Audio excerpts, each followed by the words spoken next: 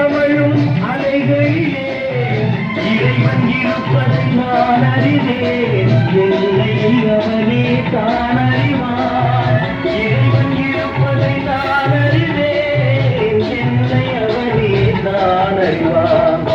உலகம் பிறந்தது எனக்காக, ஓடும் நதிகளும் எனக்காக.